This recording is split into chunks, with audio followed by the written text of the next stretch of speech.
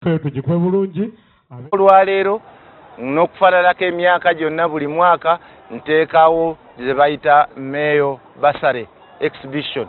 Ezo lwe lunaku lwe tuyita amasomero gonna ge tukolagana nago.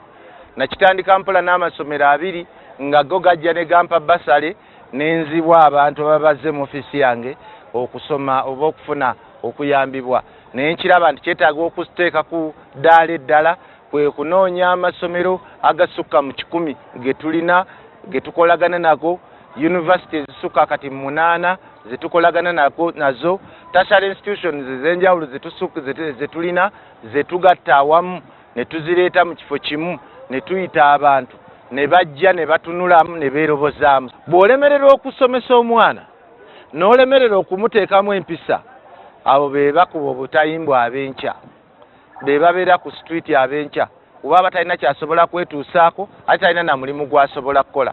Kitegeeza ki? Tetulina okuteekamu amaanyi mangi nnyo mu kuwagazisa n'okusobozesa abaana baffe okusoma. Twasazeewo naffe kati tugamba abantu bano katubakwatireko tuweeyo full Bursary eri abo abasobola okujja mu kisulo nga basula ku ssomero. Kati ensonga mbadde nze nga nsaba abanyambe ne Bursary omuzzukulu on'omu kuba bali abalala bakyali naye ono wa sekendule banyambe bampe ku Bursary. Okusoma kunatandika bana